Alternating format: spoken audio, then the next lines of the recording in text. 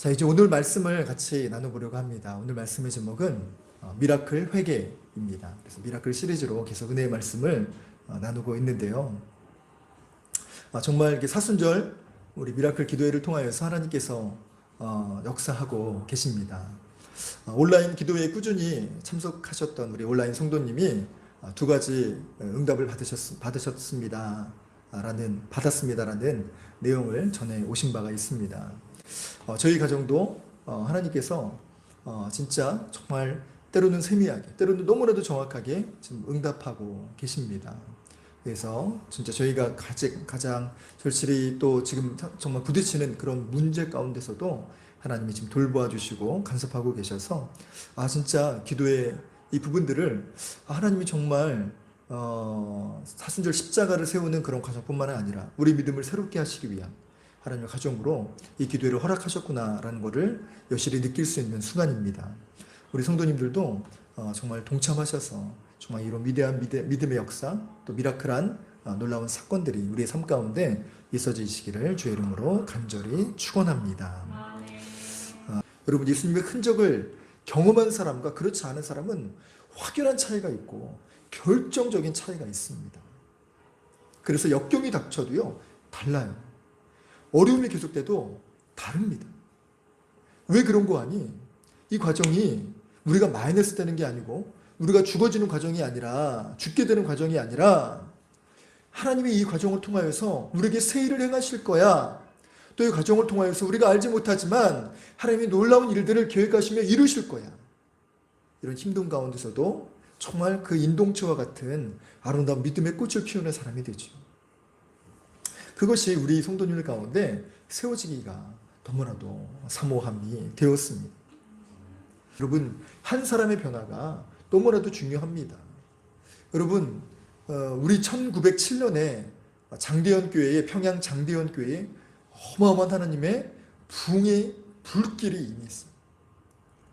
그게 바로 선교사님의 말씀 사경에서부터 시작이 됐는데, 거기에 뿌리는 무엇이냐? 그 선교사님에게 부어주신, 그 하디 선교사님에게 부어주신 놀라운 하나님의 은혜가 어디서 시작됐는고 하면 바로 1903년 원산에서 우리 사역이 이렇게 됐는데 열심히 하고 있는데 왜 부흥이 안 되냐? 왜 열매가 없느냐? 선교사님들끼리 그 자성하는 목소리가 있었어요.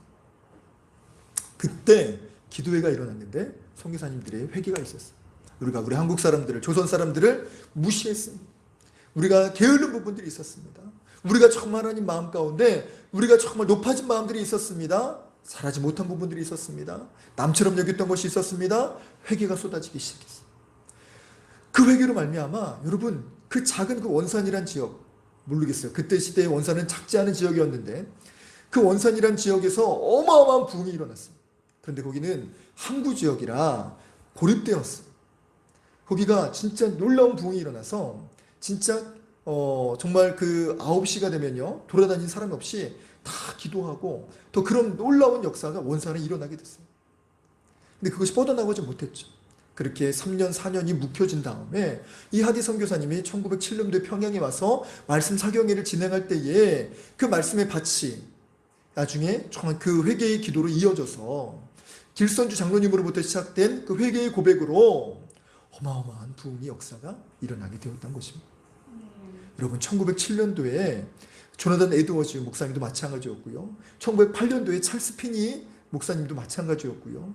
1900년도에 우리나라에서는 장대현 교회, 전 세계에서는 무디 목사님을 통하여서 어마어마한 부흥의 역사가 일어나게 된 그 시작점, 거기에는 바로 회개가 있었습니다.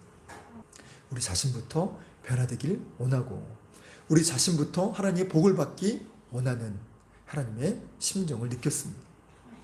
여러분, 그 시작점이 무엇이냐? 바로 회개예요. 제가 전하려고 하는 메시지는 다 끝냈어요.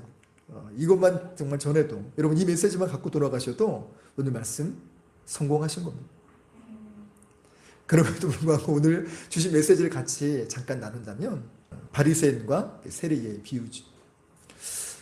이 말씀을 전하시게 된 계기가 있어요. 바로 9절의 말씀에 나와 있는데 다 같이 한번 읽어볼까요? 시작. 또 자기를 의롭다고 믿고 다른 사람을 멸시하는 자들에게 이 비유로 말씀하시되. 여러분, 이 시대가요 너무나 놀랍게 믿는 사람이나 믿지 않는 사람이나 너무 자신을 의롭다고 여겨요.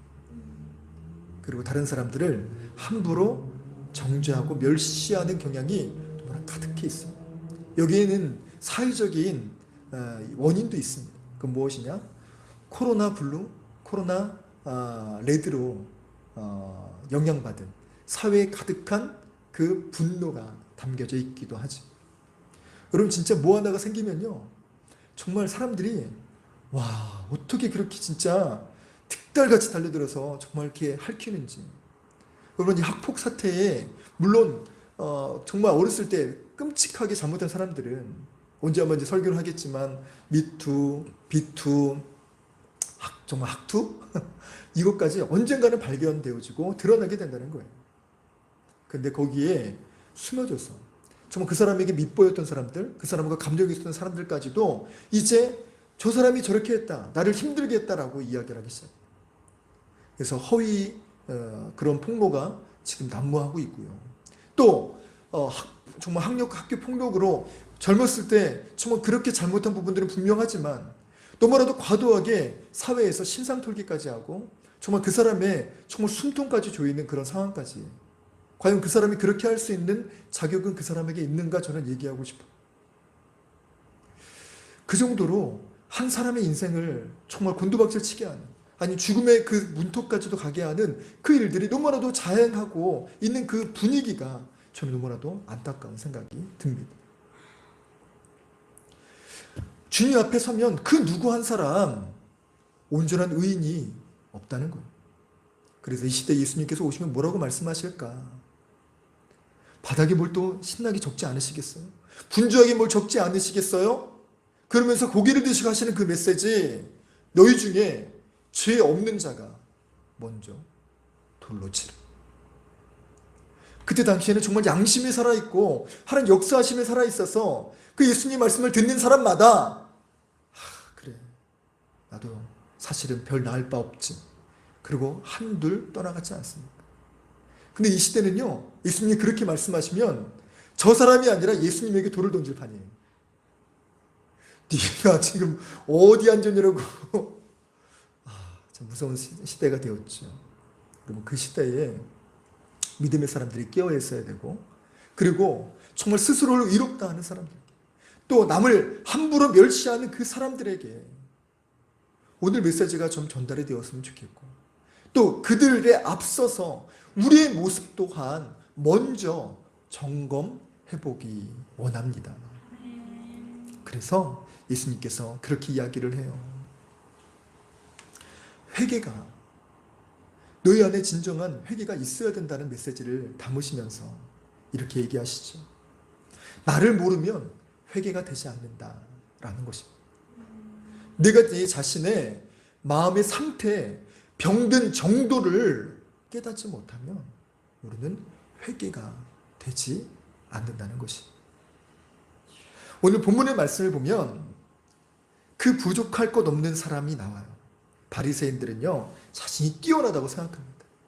사회 자신은 우월한 특권 계층, 엘리트 의식으로 가득한 사람입니다.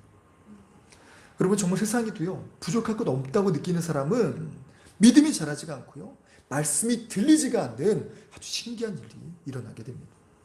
선배 목사님들이 그런 얘기를 하시는 걸 많이 들었습니다. 말씀을 제일 누가 못 듣느냐 하면 성도님들 중에 교수님들, 그리고 박사님들, 그리고 자수성가한 사장님들이 메시지가 잘 안 들린다. 그리고 심지어 교회에도 잘 오지 않는다. 초청을 받아와도 오래 교회를 다니지 못한다고요. 왜 그럴까요? 이거는 모든 교수님들이 다 그렇습니다 라는 것이 아니에요. 교수님들 중에 크리스찬이 얼마나 많으세요? 성공한 사업가들 중에 믿는 사람들이 얼마나 많으세요? 그래서 그 사람들은 하나님의 믿음으로 인하여서 교수가 됐고 그 다음에 성공한 사업가가 된 것이에요. 근데 예수님 없이 그렇게 살은 사람들, 지금 잘 나가고 있는 사람들은 부족할 것이 없어요. 심지어 그 어려운 위기를 자신의 힘으로 극복한 사람들이란 말입니다. 그러니 그들에게 어떤 의지로 어떤 의식으로 똘똘 뭉쳐져 있냐면 이거 아무것도 아니야. 난 더 큰 어려움도 이겨내왔어. 그리고 저거는 원리와 원칙, 이론에 의해서 저거는 잘못된 이론이야. 이게 가득 차 있습니다. 자신의 부족함이 없기 때문에. 그래서 말씀이 일하지 못하게 된다는 것입니다. 여러분, 바리새인의 모습이 바로 이런 모습이 아닐까라는 생각을 하게 됩니다. 그는 기도하는 자세도 남달랐다고 합니다. 오늘 본문의 말씀을 보면 그가 서서 그냥 기도한 것도 아니고 따로 기도하였다라고 기록합니다. 서서 기도하는 것은 유대인들의 전형적인 기도의 자세예요. 다들 그렇게 서서 기도합니다. 여기까지는 괜찮아요. 그런데 이 성경 원문을 보면 결정적인 차이가 있는데 그건 무엇이냐? 예수님께서 뭐라고 쓰셨냐면 수동태로 서게 되었다라고 표현을 하셨다는 겁니다. 왜 그랬을까요? 왜 예수님은 수동태로 써서 마지못해 선 것처럼 이를 묘사하셨을까요? 그 이유는 바리새인의 기도하는 그 동기는 자신이 자원해서 쓴 것이 아니라 사람의 시선에 이끌려서 사회적 분위기에 이끌려서 설 수밖에 없었다는 것입니다. 평소에 자신이 바리새인이라고 얘기를 하고 다녔죠.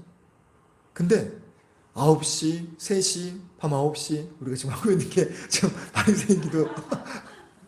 그 시간이 지나가면 주변에 눈총을 맞는다는 거예요. 지금 9시가 됐는데 지금 기도하네? 쳐다본다는 거예요. 그래서 억지로 남의 시선에 이끌려가지고 기도하러 온다는 거예요. 그리고 어떻게 기도하냐면 다 보란 듯이 그리고 소리내어서 기도를 하죠. 그러면서 기도하는 제목이 무엇입니까? 하나님, 저는 저 세리와도 같지 않게 하심을 감사합니다. 이게 기도예요? 자랑이에요? 이거 너무 심한 기도잖아요. 너무 안타까운 마음으로 예수님이 이 비유를 하셨다는 건요, 예수님이 숨겨진 이야기, 또 정말 거짓으로 얘기한 것이 아니라, 꾸며낸 것이 아니라 그런 사람들을 많이 봐왔기 때문에 그렇습니다. 성경은요, 자원에서 일하는 사람을 기뻐하십니다. 하나님은 자원에서 드리는 그 예물을 기뻐 받으십니다. 누가 시켜서 마지못해 억지로 인색함으로 드는 것을 되게 가슴 아파 하시는 분이십니다. 여러분, 우리는 어떤 모습으로 지금 살고 있습니까? 우리는 어떻게 예물을 드리고 어떻게 기도하러 나오고 어떻게 예배 드리러 나옵니까? 때로 기도하기 싫을 때도 있습니다. 물론 그때에도 진짜 억지로 이런 정말 마귀의 속삭임이 들릴 때가 있어요. 그래, 하나님께서 억지로 하지 말라고 하셨으니 또 오늘 예배당 가서 내가 분명히 졸 확률이 100%니 오늘은 그냥 집에서 기도할게. 이런 마귀의 속삭임이 막 들려올 때가 있어요. 여러분, 이거를 말하는 게 아니에요. 이 마귀의 속삭임은 분별하셔야 됩니다. 반대로 진짜 하고 싶지 않은 그때에 순종하고 예배당 나오고 기도했을 때 놀라게 역사하시는 믿음의 역사가 어마어마하게 많습니다. 이거를 말씀드리는 것이 아니라 매일의 삶, 내 모든 행동의 근원이 하나님에게 있지 아니하고 늘 사람의 시선에 묶여있게 된다면, 자신의 체면에 늘 사로잡혀 있다면 그 사람 믿음이 성장할 수도 없고 하나님이 기뻐하시지 않는 그런 헛수고를 하게 된다는 것이지. 또 오늘 본문의 말씀을 보면 따로 기도하였다라고 얘기하는데 이 원문의 뜻을 보면 충격적입니다. 이 말의 뜻은 무엇이냐? 하나님께 기도한 것이 아니라 자기에게 향하여 기도하였다라는 것입니다. 그게 무슨 뜻이라고요? 자기를 치켜 세우며 기도했다는 것입니다. 자신의 공로를 누가 알아주고 인정받기 원하여 기도했다는 것입니다. 그래서 말씀드렸던 것처럼 아까 어떻게 기도했죠? 하나님, 저는 저 세리와 같지 않게 하심을 감사합니다. 저는 토색도 하지 아니하고 불의를 행하지 아니하고 또 하나님 앞에 정말 우리의 11조를 온전히 드렸습니다. 라고 기도하지 않았습니까? 그가 말했던 이 토색, 불의, 간음, 그리고 11조를 열심히 드렸고 또 일주일에 2번 금식하였다는 이 기도를 너무나도 자랑스럽게 하죠. 그런데 말씀을 살펴보면 이렇습니다. 이 토색이란 말은 강도짓 혹은 사기침을 이야기하죠. 불의하다라는 것은 범법을 저지르는 행위를 말합니다. 그리고 간음하지 않았다. 물론 간음하지 않았겠지. 그러나 중심을 보시는 예수님께서는 이 바리새인들의 모든 부분들을 알고 계셨어요. 그리고 그가 정말 범죄하였음을, 이 세 가지 모두 범죄하였음을 알고 계셨습니다.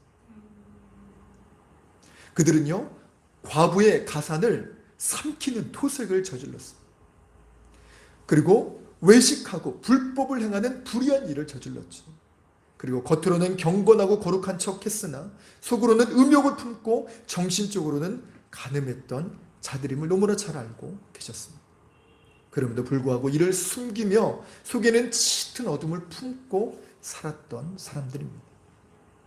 이걸 언제까지도 깨닫지 못하고 나는 거룩해, 나는 성결해, 나는 잘 살고 있어, 이것으로 포장하고 있죠. 뭘로요? 자신의 행위, 자신의 신분, 바리새인이라는 그 포장지로 말입니다. 여러분, 깨닫지 못하면 또 하나님께서 의롭다 하시기 전까지는 우리는 죄인일 수밖에 없습니다. 아니, 정확히 지금도 죄인이지요. 다만 주의 보혈로 우리를 씻어주시기 때문에 그 공로로 말미암아 우리는 의인이라 칭함을 받은 사람들입니다. 그래서 우리는 날마다 주의 보혈이 필요해요. 자신이 이롭다고 생각하는 사람은 남을 함부로 정죄하기 바쁘죠. 남을 깔보기도 쉽습니다. 그러나 정작 자신의 죄는 바라보지 못하죠. 어떤 사람은 그렇게 이야기를 해요. 잘 나가는 사람은 하나님을 찾지도 않고 그럴 마음에 여유가 없다라고 이야기를 하죠. 그렇게 말하다가 추락하면 금세 하나님을 먼저 찾아. 진짜. 하나님 도와주세요, 살려주세요. 그렇게 제일 먼저 찾아. 하나님을 원망하고 또 하나님을 무시했던 그 존재가. 그래서 어떤 사람은 또 이야기합니다. 교회는 안 되는 사람, 가난한 사람들이 찾는 곳이 아니냐. 네, 맞습니다. 그러나 가난한 사람들이 오는 곳이 교회가 아니라 그 가난함 때문에, 그 곤고함, 그 힘듦 때문에 주님이 생각나서 온 사람들이, 여러분, 오히려 그 사람들이 더 소망이 있고 오히려 그 사람들이 더 건강해요. 왜요? 그 사람들에게는 해결이 있고 그 사람들에게는 응답이 있고 그 사람은 하나님의 사랑이 부어지게 될 것이기 때문입니다. 그 사람들이 나중에 성장해서요. 여러분, 부흥하는 교회들을 보십시오. 부흥하는 회사를 보십시오. 어떻게 부흥하고 성장했나요? 그 사람들이 복받아서 그 사람들이 교회를 일으키고 그 사람들이 나가서 주의 복음을 전했을 때에 하나님이 더 큰 복을 주셔서 그 사람의 사업과 가정과 자녀들에게 복을 주셔서 잘 되는 거예요. 그게 1대, 2대, 3대로 지나서 나중에 그 믿음의 전리품으로 그 흔적들이 고스란히 교회에 남는 것입니다. 할렐루야. 우리 교회의 부흥의 성장의 과정도 이렇게 되기를 간절히 소망합니다. 자, 이렇게 자기 죄를 바라보지 못하는 사람이 있는가 반면에 자기 죄를 잘 보는 사람이 있어요. 저희 그 내외가 저희 사모님하고 저하고 늘상 이야기하는 제목 중에 하나가 무엇이냐면 죄를 바라보는 부분들, 이 부분들에 우리 교회 집사를 많이 칭찬해요. 어쩜 그렇게 정말 자기 죄를 잘 보는가. 아마 정말 전국에 자기 죄 잘 보기 정말 대회를 하면 정말 금메달 메달리스트 될 것 같은 그런, 정말 그게, 물론 본인은 되게 정말 부끄럽고 정말 죄가 많기 때문에 그런 거예요 라고 얘기할 수 있겠지만 아니요. 여러분, 그게 얼마나 기쁘고 그게 얼마나 감사하고 그게 얼마나 축복인지 몰라요. 여러분, 그걸 깨닫지 못하는 사람들이 얼마나 많은지 아세요? 심지어 가르쳐줘도 몰라요. 또 가르쳐주고 싶어도 그가 얼마나 정말 자기가 의롭게 산다고 이야기하는지, 그래서 이야기를 한마디 못하는 사람이 있어요. 정말 사랑하는 사람 중에서도. 그런 반면에 정말 내 자가 정말 보여질 때마다, 발견할 때마다 그거를 정말 부둥켜 안고 기도하는 그 사람, 이렇게 기도 5년 10년 해보세요. 여러분, 단언컨대 우리의 삶이 달라지고 우리 가정이 달라지고 우리 주변이 달라지고 그 사람 때문에 교회가 달라지게 될 줄로 믿습니다. 여러분, 깨닫는 데부터 역사가 시작됩니다. 우리가 회개를 시작하면서부터 하나님 일하심이 시작됨을 믿으시기 바랍니다. 그래서 깨닫는 데부터 시작이 되죠. 그리고 두 번째, 자신을 낮추는 것에서부터 회개가 일어납니다. 13절의 말씀을 보면 바리새인들은 일주일에 2번씩 금식한다라고 이야기를 했지요. 원래 유대인들은 1년에 딱 한 번 대속죄일만 금식을 했어요. 그리고 바리새인은 자신의 소득의 11조를 드렸다라고 합니다. 당연히 소득의 11조 드리는 것 아니에요? 라고 하는 거지만 성경 원문을 보면 자신의 소득의 11조가 아니라 자신의 모든 소유물의 11조를 드렸다는 거예요. 이거는 율법에서 말한 것이 아니라 그거에 정말 오버해서 과잉되게 하는 부분들이 있어요. 물론 그렇게까지 하면서 주님께 드리는 사람도 봤어요. 제가 아는 분은 10의 1조가 아니라 10의 2조를 드리시는 분이 계세요. 그래서 정말 1조는 주님 앞에 헌금으로 드리고 또 남은 1조를 주님 사역을 위해서 드리는 부분들을 봤습니다. 그런 부분들로 믿음이 하나님 더 부어주시고 하는 것들을 보게 됐죠. 근데 이게 말씀드렸죠? 중심이 어디에 있느냐? 하나님께 달려있고 하나님 은혜에 감사해서가 아니라 남들의 시선. 나 바리새이냐? 너희들 이거 못하지? 난 어나더 레벨이야. 이게 바로 바리새인 클래스.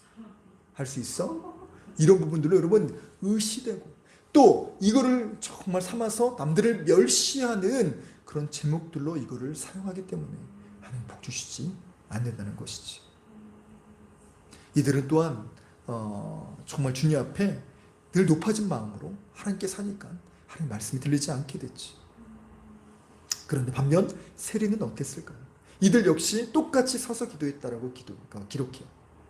여기까지는 한글 성경으로 보면 똑같아요. 그러나 성경 원문을 보면 아까 바리새인들이 수동태를 쓰였다고 했죠? 이 세리는 능동태로 예수님이 언급하셨어요. 누가 시켜서 마지못해가 아니라 정말 자신이 주님을 뵙고자 앞에 나와서 섰다는 것이에요. 뭘 가지고 기도했을까요? 주님, 저는 주님의 도움이 너무 나도 필요합니다. 그렇게 주님의 정말 일하심을 간절히 구하며 섰다는 것이에요.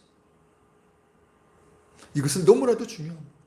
여러분 기도하는 것도요, 회개하는 것도요, 남들이 시켜서가 아니라 우리가 자원해서 또 정말 주님만 바라보고 그 중심에 놓치지 않는 그 삶으로 기도해야 될 줄로 믿습니다. 그런데 이 세례의 기도 자세가 매우 특이합니다.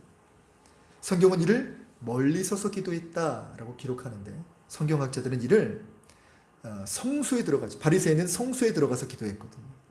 근데 세리는 성전 뜰에서 기도했다라고 분석해요. 왜 그랬을까요? 부끄러웠기 때문에. 자신이 세리라는 것을 알고 있었기 때문에. 또 자신의 세리가 하는 그 일들이 얼마나 더러움을 알고 있었기 때문에. 그래서 더러워서 정말 주님 앞에 정말 감히 나아가지 못하고 그렇게 기도했다는 거예요. 성경의 원문을 보면 고개를 제대로 들지도 못했다고 기록해요. 그렇게 부끄러운 마음으로 기도했다는 거예요. 하나님을 아버지라고 부르는 우리들은 이렇게까지 할 필요가 있는가라는 생각이 듭니다. 그러나 그 중심의 부분들은 정말 놓치지 않고 바라보아야 돼요. 그래서 예수님께서 칭찬하셔서 이렇게 말씀하십니다. 내가 너희에게 이르노니 이에 저 바리새인이 아니고 이 사람이 의롭다 하심을 받고 그의 집으로 내려갔느니라. 무릇 자기를 높이는 자는 낮아지고 자기를 낮추는 자는 높아지리라 하시니라. 할렐루야. 여러분 회개는 우리의 자세를 낮추는 데부터 시작합니다. 그리고 응답받을 기도의 제목이 있다면 정말 꿔준 거 받으러 온 채권자같이 그렇게 당당하면 안 돼요. 심지어 저도요, 저희 아이들이 그런 건 없는데 간혹 어떨 때는 장난처럼이라도 아빠 이거 주세요. 빨리 줘. 아빠의 마음도 늘 감사함. 왜? 이 아빠에게 감사함은 하나님께 감사함과 이어져 있거든요. 여러분 부모에게 잘못하면 하나님께도 불경한 사람이 됩니다. 그래서 정말요 가정 내에서 부모를 두신 이유는 하나님의 대리로 두신 거예요. 그래서 자녀들도 정말 그렇게 하면 이제 물론 처음부터 막 정말 이렇게 막 불호령을 내리는 건 아니라 또 감사함이 없어? 이렇게 얘기하기 시작하죠. 그래서 그 사람 마음을 점검하죠. 근데 한 번도 아직까지 장난처럼은 얘기했지만 뭐 다른 애들은 이렇게 하는데 왜 아빠는 이런 것도 안 해주세요? 라고 얘기한 거는 단 한 번도 없었어요. 하물며 인간인 이 아빠도 자신의 사랑하는 자녀에게 이러는데 하나님은 어떠실까? 우리가 하나님을 인격적인 하나님으로, 또 인격의 대명사인 우리 성령님은요, 정말 우리가 위해드리고 존경하고 높여드려야 되는 존재이죠. 그분은 우리의 친구가 되시는 분이시지만 동시에 이 천지를 만드신 하나님이십니다. 우리는 그걸 잘 놓치고 너무나 친구처럼만, 때로는 옆집 아저씨처럼 대하려고 하는 경향이 있으면 안 돼요. 또 그렇게 자녀들을 교육하면 안 됩니다. 어떤 목사님은요, 그렇게 고백하는 것을 보고 너무 가슴이 아픈 적이 있었어요. 저는 하나님께 안 되면 뗐어요. 하나님 주세요. 하나님 안 주시면 하나님 손해예요. 우린 이렇게 기도하고 우리는 성도들에게 이렇게 가르친다. 너무나 가슴이 아팠어요. 우리 정강훈 목사 그렇게 얘기했죠. 하나님 이렇게 안 하면 하나님 나한테 혼나? 미쳤어요? 네. 진짜 뭐 정말 말도 안 되는 거를 하나님께 하고 있잖아요. 그렇게 가르치면 안 됩니다. 하나님은 인격적인 하나님이시고 높여드려야 되고 우리는 낮은 마음으로 주님 앞에 구해야 되는 것이지. 아멘. 회개는 이렇게 낮은 자세로 주님 앞에 서야 된다는 것입니다. 또 13절의 말씀을 보면 세례는 멀리 서서 감히 눈을 들어 하늘을 쳐다보지도 못하고